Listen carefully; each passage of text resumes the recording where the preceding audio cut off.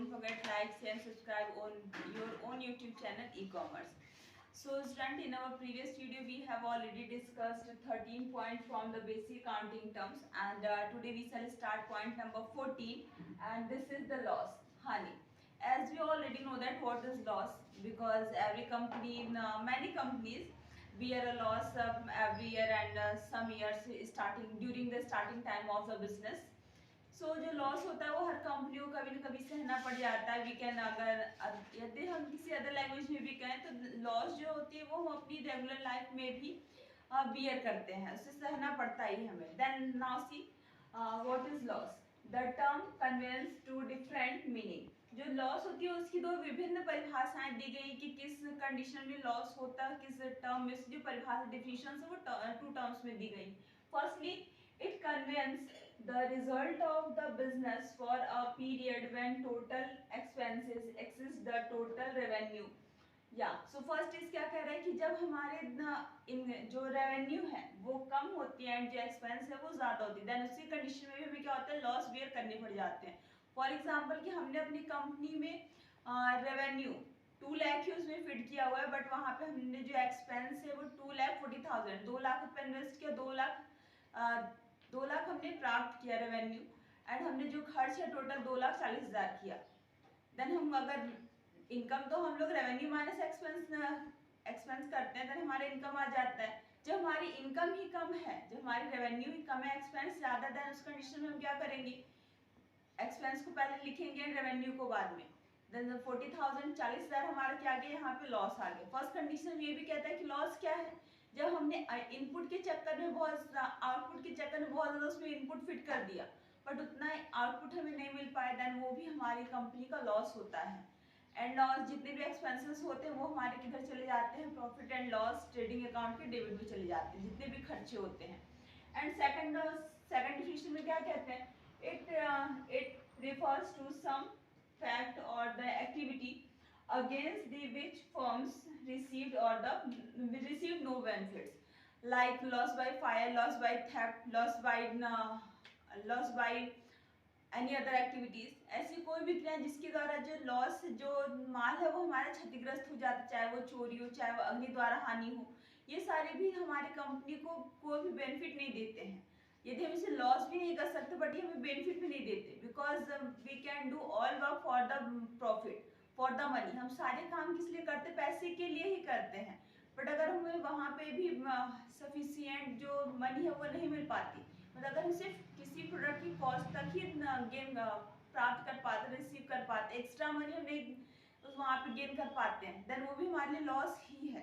भाई चोरी हो गई, लॉस बाय फायर हो गया, एंड कुछ माल हमारा रास्ते में some goods destroyed in the transit, then वो भी हमारे क्या होता है, लॉस ही होता है। So this is the loss.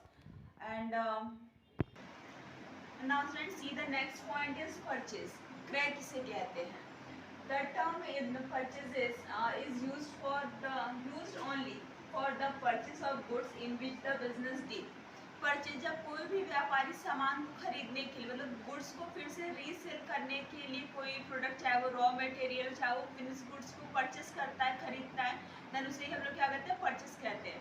For example कि ब्रेड बनाने वाली कंपनी ने रॉ मटेरियल के रूप में आटे को खरीदा, चीनी को खरीदा, घी को, रिफाइंड ऑयल को खरीदा, देन वो उसके लिए क्या है, उसने खरीदा मतलब परचेस किया, देन उसको फिर से रीसेल करेगा, दैट मीन्स परचेस। परचेस अगर बिजनेस के सेंस में देखें तो परचेस में कोई भी कंपनियां किसी भी प्रोडक्ट को, किसी भी वस्तुओं को रीसेल करने के लिए, सेल करने के लिए परचेस करती है। Okay, and in the terms of purchase included both cash purchases and credit purchases.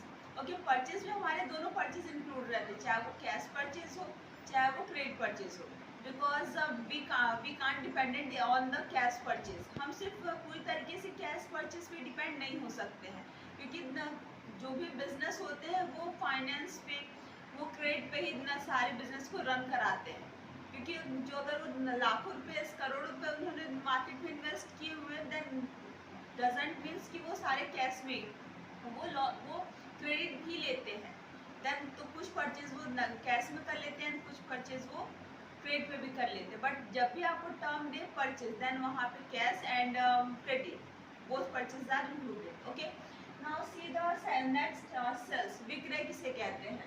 Sales means transfer of ownership of goods or services to the customer for a price. किसी भी कीमत के लिए, किसी भी पैसे के लिए, किन्हीं भी सेवाओं तथा वस्तुओं की ऑनरशिप ट्रांसफर करना है, मतलब उनका स्वामित्व अधिकार ट्रांसफर करना है, क्या कहलाता है? विक्रय कहलाता है, सेल्स कहलाता है ये हमारा. For example, I have sold my old bike to the Raman. मैंने अपनी पुरानी बाइक रमन को बेची. Then I am a seller and Raman is a purchaser. मैंने अपनी बाइक बेची उसे ओल्ड. देन मैंने बेचा तो मैं सेलर हुई, मैंने सोल्ड किया एंड उसने ओल्ड बाइक को परचेज किया. Then he is a purchaser and he is purchase my old bike. Then किसके लिए मैंने बेचा? For the money. So sales में हमारा क्या है कि मस्ट है, मनी इंक्लूड होना चाहिए. Without money we can't say this is the sale. if I have given if I have given my some goods for the sampling for the advertisement, that is not some sales. यदि मैं अपना कोई माल विक्रय के लिए, advertisement के लिए, विज्ञापन के लिए देते हैं, फ्री ऑफ कॉस्ट सैंपल के लिए देते हैं, देन वो सेल्स नहीं है. बट इसे भी हम लोग प्रॉफिट एंड लॉस में डेबिट करते हैं, जबकि सेल्स हमारा ट्रेडिंग अकाउंट में क्रेडिट साइड जाता है, क्योंकि किसी भी कंपनी के लिए इनकम होता है. So always remember major difference between advertisement, sampling and sales. विक्रय और सैम्पलिंग और एडवर्टाइजमेंट में बहुत बड़ा अंतर है. And the same thing in the terms of sales include both cash sales and credit sales. Now see the sales return. Some customer might return some goods to the seller. कुछ purchaser ऐसे ज़रूर होते हैं जो goods है वो उसको return करते हैं. So that means वो हमारा सेल्स रिटर्न हो गया. उसे हम रिटर्न इनवर्ड भी कहते हैं. But in the sense of purchase में क्या होता है कि जब हम अपना when any customer, when any businessman return some destroy goods and out of dated goods to the seller.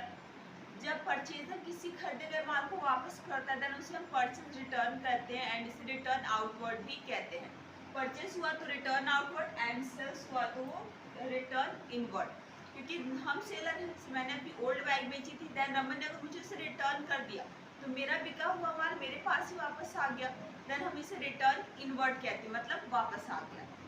Suppose that यदि मैं परचेजर हूँ और मोहन सेलर है, देन मोहन से मैंने गुड्स को परचेज किया and some goods are destroyed by in the transit, मतलब रास्ते में वो खराब हो गया and the behalf of Aman की गलती से खराब हुआ. देन मैंने उस गुड्स को उसे रिटर्न किया. देन मतलब मेरे पास जो माल था मैंने उसको रिटर्न किया. देन पैसे मेरे पास आएंगे, मतलब माल तो कंपनी से गया. That is return outward. Okay, so student, in this video we have discussed only 3 point. First is loss, second is purchase and third is sales. Okay, so see the all points and if you have any problem, so tell me on the comment box and don't forget like, share, subscribe your own YouTube channel e-commerce. Bye.